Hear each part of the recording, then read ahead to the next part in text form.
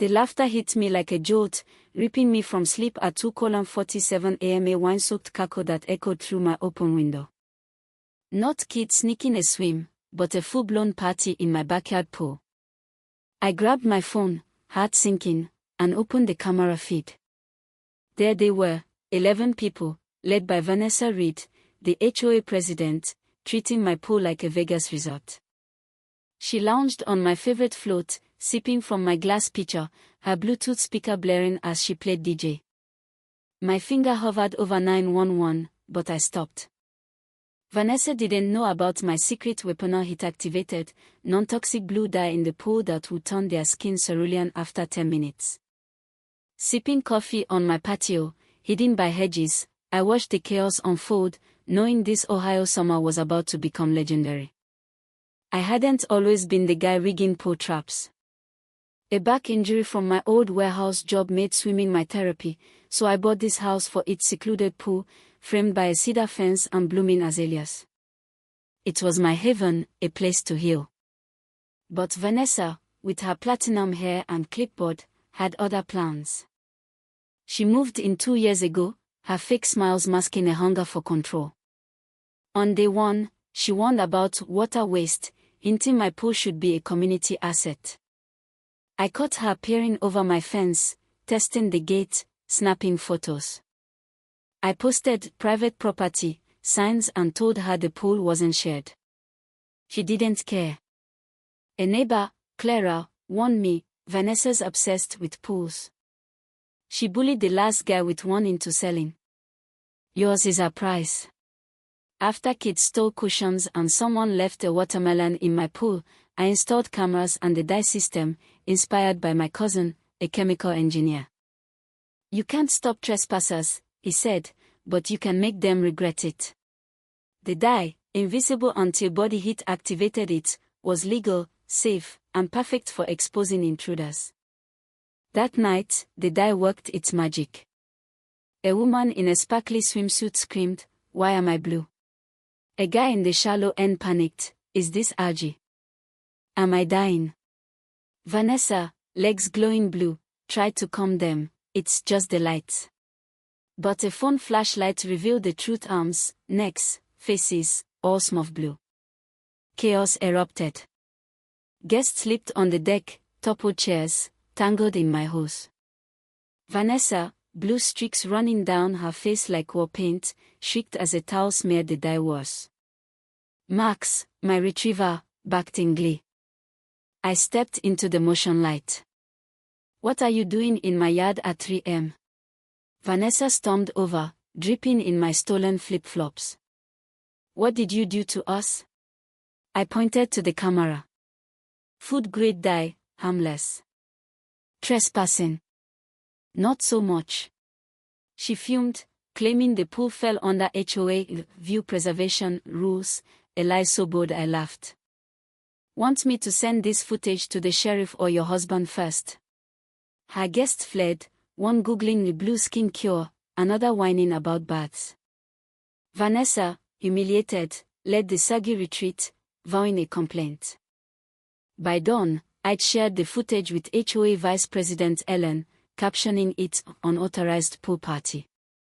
It went viral on the neighborhood app, hitting 50,000 views on a meme page. Comments roasted Vanessa, "Blue Karen strikes again. She stole his picture." At noon's emergency HOA meeting, the clubhouse crackled with tension. Vanessa, scarf hiding faint blue stains, accused me of chemical assault and demanded pool sharing rules, waiving a 2004 charter. Ellen countered with my footage, permits, and a lawyer's note confirming my legal defenses. Board member Henry, a retired lawyer, debunked her charter claim, "No such oversight exists." Neighbors laughed as Vanessa's audit excuse 11 drunks, a feather boa fell apart. Ellen listed her past abuses: fines for wind chimes, Christmas lights, a kid's lemonade stand. "You've made people feel unsafe," she said. Vanessa's plea, "I've served for 12 years, met silence. Her misuse of HOA funds for the party sealed her fate. Vanessa didn't stop. She spread rumors of a board coup, rallying loyalists like Mindy to file complaints about my unsafe aquatic environment. Then, anonymous tips warned of tampered sprinklers and pool chemicals. My new cameras caught a hooded figure at 3:18 a.m. near my filter, too blurry to confirm but suspiciously Vanessa-shaped. Neighbors, now vigilant, shared footage and formed group chats, turning her fear tactics against her. A plumber, Luis, visited, nervous. Vanessa offered me cash to sabotage your pool valves, to force a shutdown for her community repurposed plan. He handed me a USB with her recorded offer, smugly plotting a reflection garden. I sent it to Ellen and the city. A code officer inspected my setup, finding no violations, and escalated Luis's evidence to the city attorney.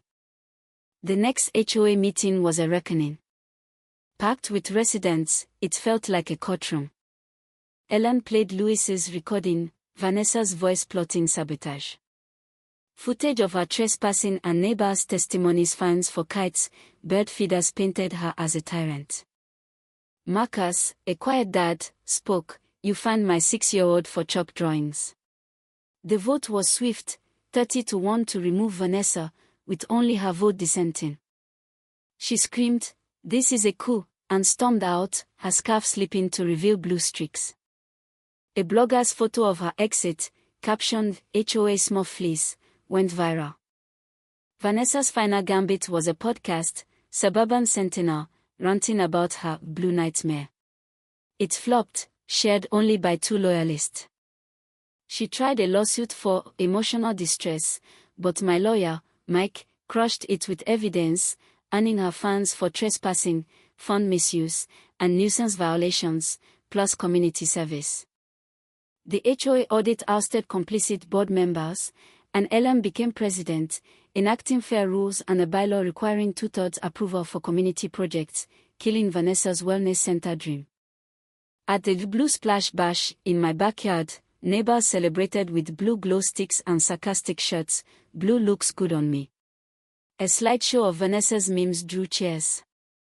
She crashed with a cease and desist, claiming defamation, but Ellen and Henry cited the event's legal approval.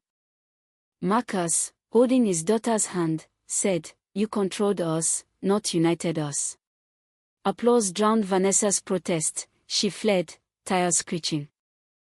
Her house went dark, then sold. Ellen's leadership restored peace, movie nights, potlucks, no fines. My pool, with one cannon now a fountain, stayed mine. But as I swam under the stars, Max at my side, a question lingered: would Vanessa's kind of entitlement ever truly vanish, or was another battle brewing elsewhere? The laughter hit me like a jolt, ripping me from sleep at 2:47 a.m. A wine-soaked cackle that echoed through my open window. Not kids sneaking a swim, but a full-blown party in my backyard pool. I grabbed my phone, heart sinking, and opened the camera feed.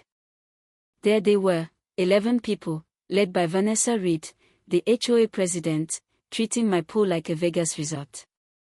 She lounged